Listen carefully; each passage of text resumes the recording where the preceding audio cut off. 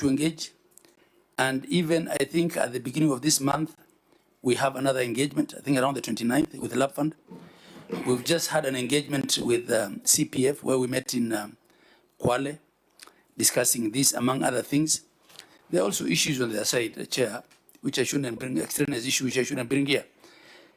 Much as the interest they're asking is high, in this country also there's no law on minimum return to employees. So sometimes also, even in the fund's investment, what the employee gets is very small, much smaller than even the penalty interest. So because of unremitted contributions, because you only invest what you have. You cannot fault the employees themselves, governors. Not the employees. I'm saying the schemes, the funds, the funds, in other countries also. So I think, Chair, on this one, I mean, much as I'm in this situation, I am a believer that you cannot deduct somebody's money and not remit it. Chair, you know the question that I asked. Governor, actually, that is criminal. You asked me. It's actually criminal. Not really been answered. Oh, no, I mean, it's theft. You're stealing from. You're actually stealing from yourself and stealing from the employees. Chair, Senator, yeah, the question I asked the governor required some empathy, because if you don't put yourself in the shoes of those people who have retired, you will not prioritize the payment of this money, of gratuity. Some people retire when they are rich. Some retire when they are extremely poor. An ECD teacher retiring, going home, and being told that your money was not remitted, and you know the man has retired and has some kids in college or even in school who require also assistance. Now, if you say that money was not remitted but deducted and not remitted, so there's nothing you can do, you're not being empathetic enough. And in fact, Chair, this is why I was pushing the question of time. Governor, we have all been in these offices now for 4 years. Yeah? I am very happy, by the way. I'm proud of this committee. I told you when we started, Chair. We resolved the question of penalties for KRA for you. Correct. Because whereas you run around, some of you saying that devolution is working, that the national government has done better than previous administrations, you're up to date with the remittances. It is not true. In private, you come and cry to us that... Paid May salaries? Have you paid May salaries? He has said himself we are behind 2 months. Yes. His salaries, yes. May, you have paid May? Yes. You have received your disbursements for May? Not yet, but I've paid. Okay. You see, Senator SIFUNA? Regardless of whether receipts are received or not, I have I pay somewhat my salaries on time. So including the statutory reduction. So my point was, those people who are watching us at home, who Senator Mwaruma has described, Governor, in this city, I don't know about Wajir, in this city, if you are unable to pay your rent, they come and lock the door. So you imagine, just 1 month's rent, they remove the mabati from the house and you have to go. Now, you are telling these pensioners that it's an ongoing conversation. 4 years into our term, we're actually going into elections. We've actually started campaigns. I personally have started campaigns. So, what assurance point can we of give? order, Elections Act is very clear on campaign period. So, Senator SIFUNA, you might be careful. Yeah, come and arrest because me. you normally argue. You know where to find him. You know where to find me. Okay. There's no problem. I've already announced my next rally. You can send them there. Okay. But Governor, the point I was making is this, that empathy that he spoke about requires that we expedite these processes. If these other pensions have been able to find agreements with some of your colleagues in the council, just get one meeting and agree with these people. What is the way forward? Withdraw those matters from, because the people are suffering, and that was the point. Actually, on that bit of empathy, Governor, when you left office in 2017, were you and the team you exited with paid your gratuities? 100%. 100%. Yes. In fact, I needed it. I went and collected my gratuity. In 2023, the last elections were 2023. 2022, when you returned to office, was the governor and those who were in office in that period, have they been paid their gratuities? Not yet. And actually... Why? And tried to pay, and the controller did not approve, because some of them, I don't want to say who, it's, were in pretty bad situation. And out of empathy, I tried to pay, and the controller said, no, you can't. And Senator Marua, I am the one who's actually arguing. Maruma, so what would be the challenge? Because But you Chair, were paid promptly. Somebody is right. Why would the governor be using empathy to that pay? response is also very suspicious. You know, it's like I decided, then I said no, we're not. No, if he was paid And promptly. Chair, I No, we thought requested, the request was not approved Chair, because I for thought gratuity. statutory deductions or employees' issues or statutory deductions are somebody's right. It doesn't depend on empathy. So why is the governor saying empathy? So, Governor, And we know very well he didn't leave office. He went for election petition in 2022. So what does he mean? And yet the previous administration paid him on time, but he doesn't want to pay. So the question is, what is the reasoning behind it? Let me clarify that. Yes, Chair. Governor. Let me clarify. First, it's not the previous administration that paid me on time.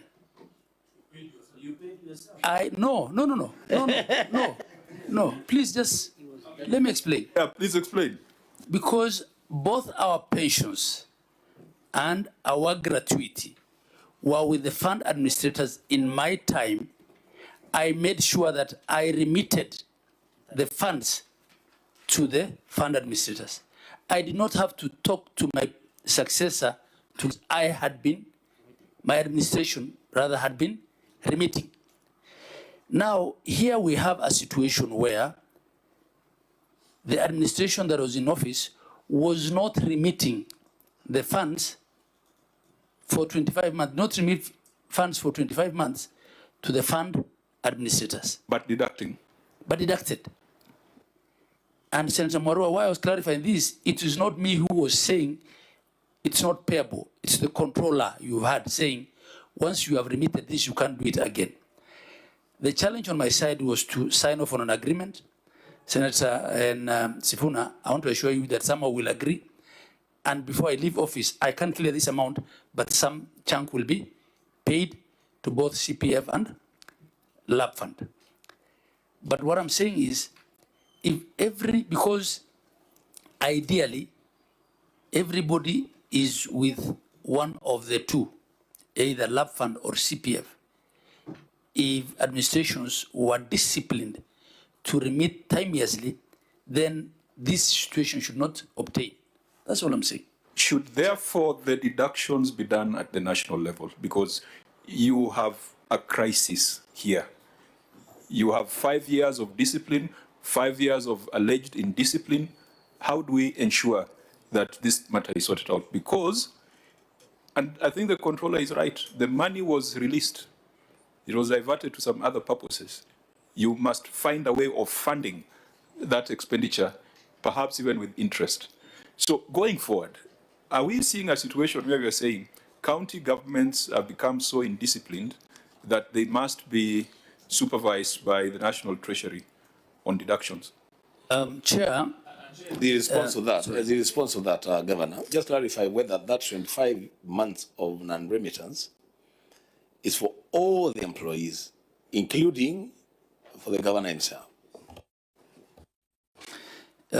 Chair, as I said, the Wajir case is probably, with respect to the pending bill situation, was the worst of all worlds.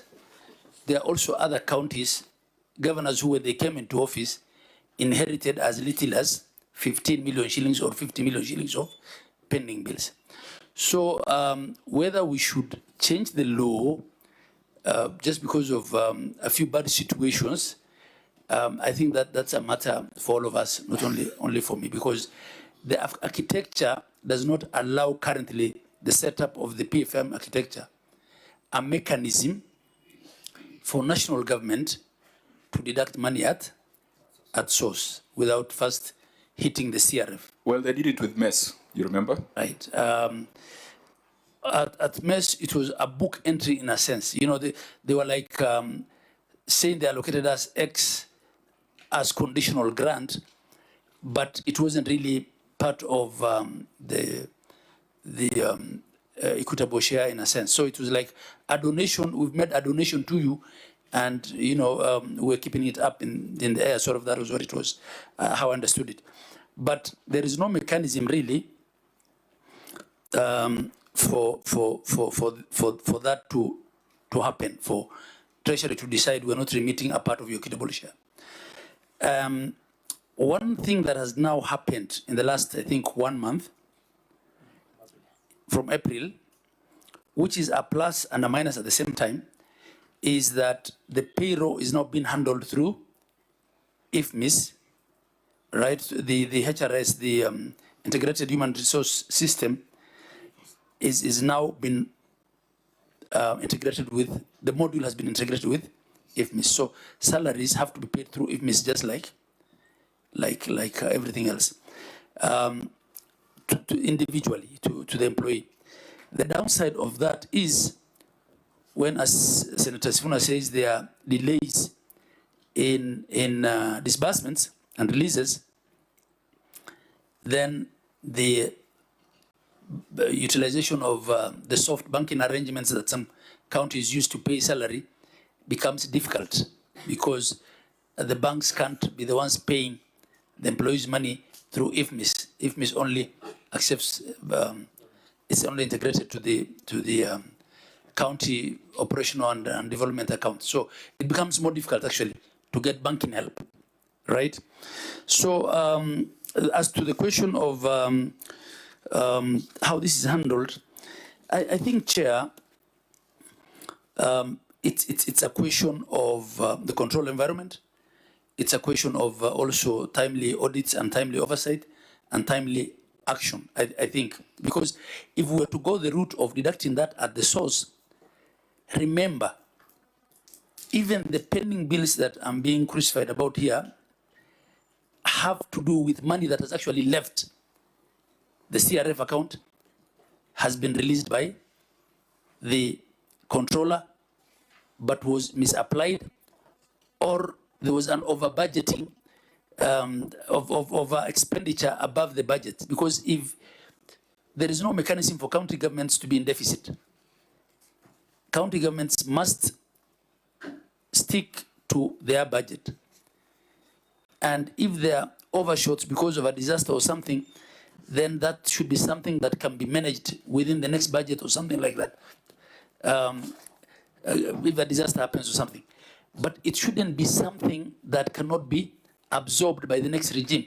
Because when you have 7 billion or 5 billion of pending bills and all the money was released and utilized, I mean, I think, Senator Moro, you also have to be a bit empathetic with me.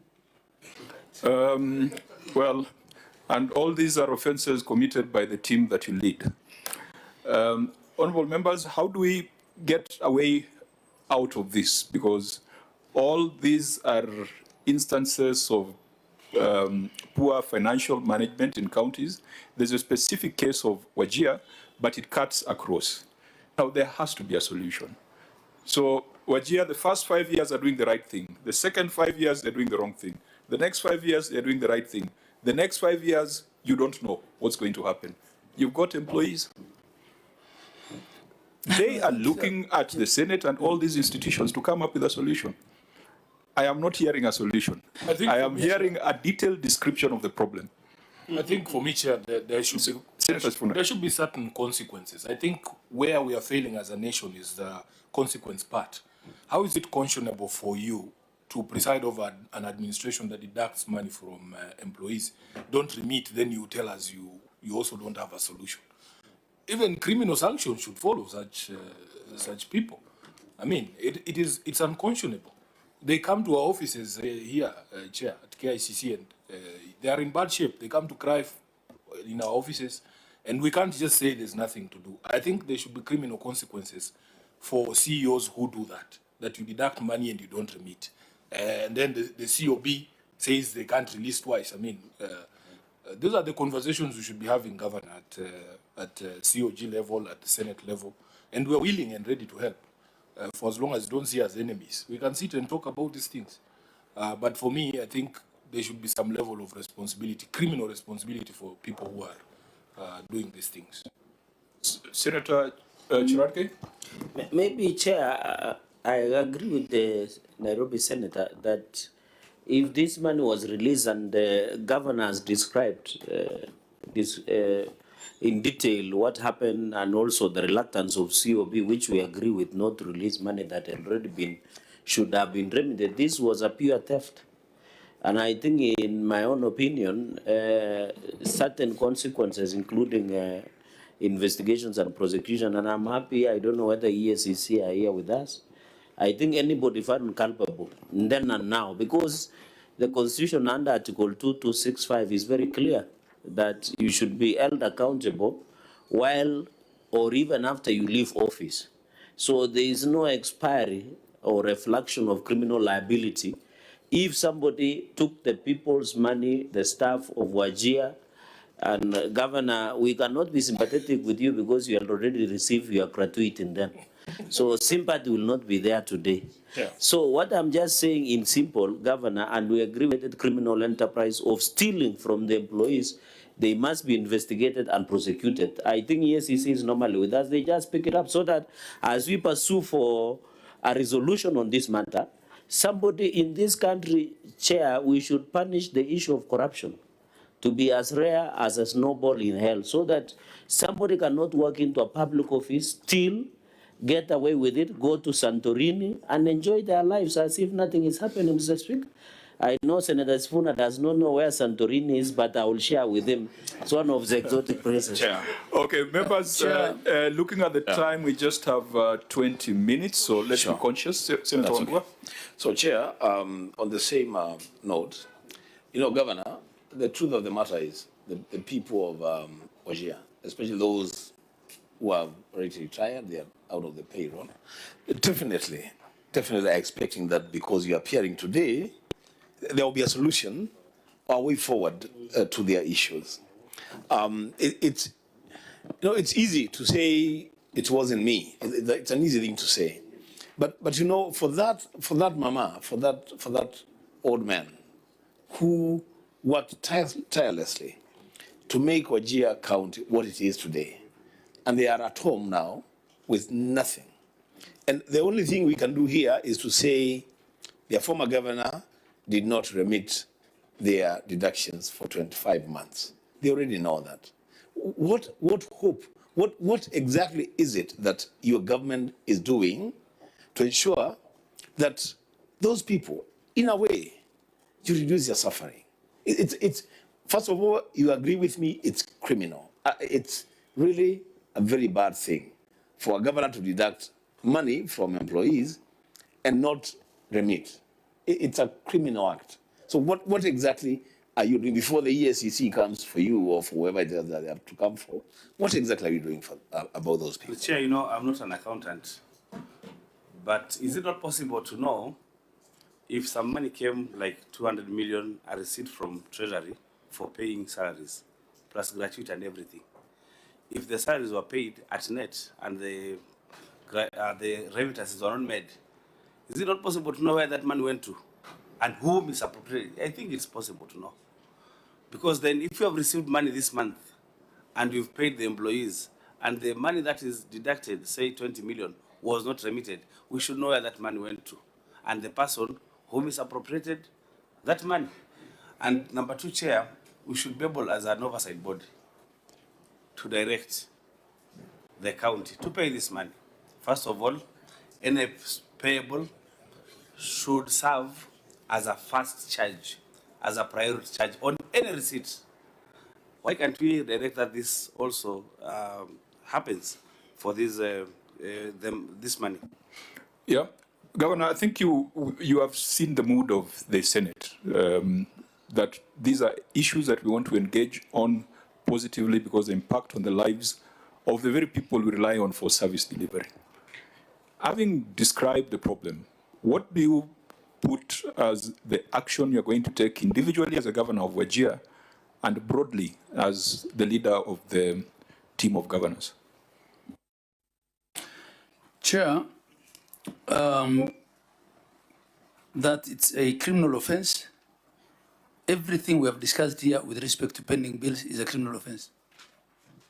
Because not only for the statutory, I keep repeating, even for those classrooms that people are threatening to close, the money was released, not applied appropriately.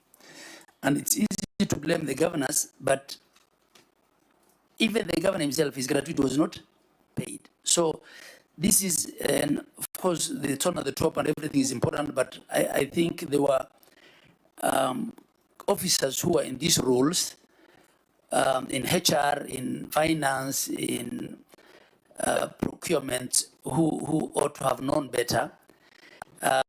And all these reports are everywhere. They are with Senate, they are with ESCC, they are all over. I mean, there's nothing confidential about them. That's one. Two, so it's budget indiscipline, Senator Wambua. It's budget indiscipline. You know, people are just issuing LSOs left, right, and center. They committed more than they budgeted for. Some were done, some weren't done, right? There even some that were paid which weren't done. All these is in all these reports, you know, and as I've said, I've given